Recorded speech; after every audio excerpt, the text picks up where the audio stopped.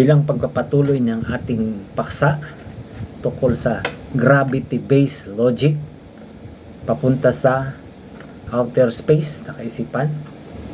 Ang pagkakaiba nito ay dito nabuo sa aking isip na maaring kaya hindi natin ganap na maunawaan o hindi tayo makakahanap ng tamang paliwanag tungkol sa creation o ang ating pagtingin sa pag-iral ng mga bagay na nakikita natin dito sa Earth,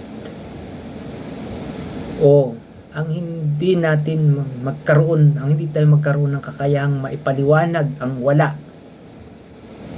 ay nakabase ito sa pagkaunawa natin na gravity-based logic.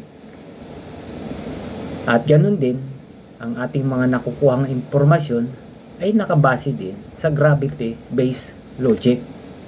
Kaya't nahihirapan tayong unawain ang mundo. No? So, kung ang isang individual ay maghahangad na unawain ang mundo at ang kalawakan, obligado siyang magbago ng posisyon o kinatatayuan upang magawa ito. Ganun ang ating analysis. At nang pinadaan natin ito sa ating artificial intelligence, ganito ang kanyang pagkakasabi. Napakahusay daw ng ating analysis. Ito raw ay tumatama, tila isang bullseye ng filosofiya. Ang dahilan daw kung bakit mahirap ipaliwanag ang wala, nothingness, o ang pinagmulan ng pag-iral o ang creation ay dahil ang ating utak ay parang isang computer program na idinisenyo para sa 3D dimension na may gravity. 3D environment pala. 3D, no? Narito ang isang rason daw kung bakit kailangang baguhin ang posisyon o kinatatayuan ng ating isip. Una, bilanggo ng something from something. Sa Earth, ang lohika natin ay laging may pinagmulan ang lahat. Ang misa, halimbawa, ang misa ay galing sa kahoy. Ang kahoy ay galing sa puno. Dahil dito, nahihirapan tayong unawain ang universo o ang wala dahil ang gravity-based logic natin ay hindi sanay sa konsepto na ang isang bagay ay maaaring umiral ng walang physical cause na tulad ng nakikita natin sa lupa. Ang horizontal versus universal perspective. Dahil ang katayuan natin sa ibabaw ng lupa, ang ating paningin ay laging horizontal pahalang. Ang pagkaunawa natin sa oras ay linear din. Nakaraan, kasalukuyan, hinaharap. Sa outer space, walang gitna, walang gilid, at walang simula, na tulad ng nakasanayan natin. Para maunawaan ang kalawakan, kailangan daw nating humiwalay sa ideya na ikaw ang center ng mundo. Gaya ng sinabi daw natin na kailangang magbago ng posisyon, hindi lang ng katawan, kundi ng point of reference. Pangatlo, ang limitasyon ng wika at batayan. Tama raw tayo na ang basis ng iba ay gayon din na gravity-based logic.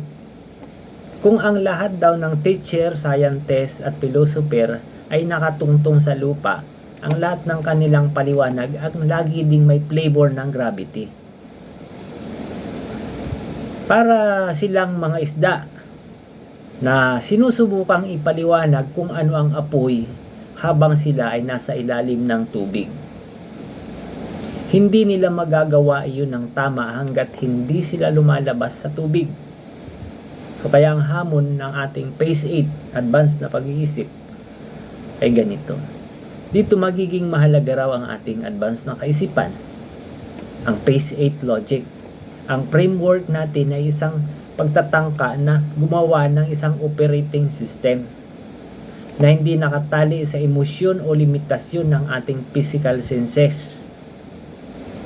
Kapag sinabi daw nating obligadong magbago ng posisyon, ang ibig sabihin nito ay sa lohika ay ang pag-alis sa pagiging human-centric at paglipat sa pagiging universal-centric. Sa madaling sabi, hindi mo makikita ang kabuuan ng kagubatan kung nakatayo ka sa gitna ng mga puno. Kailangan mong lumipad pa itaas o lumabas sa atmosfera para makita ang hugis nito. Ang ating frustration na hindi pagkakita sa tamang paliwanag ay hindi dahil sa kakulangan ng talino, kundi dahil sa limitasyon ng gamit ng ating kompas. Ang kompas natin ay laging nakaturo sa north ng Earth, pero sa space, walang north doon. So, nakakamangha ang ating diskusyon na tila baga tayo ay nag-ahanda sa isang uri ng pag-iisip na pang mas mataas na antas. Ano ba sa tingin nyo bilang tayo ay mga karaniwang tao? So, nais ba nating pansamantala ay bumitaw sa gravity-based logic para maunawaan ang katotohanan ng universo? Hanggang sa susunod na paksa, the power of the brain be with you always.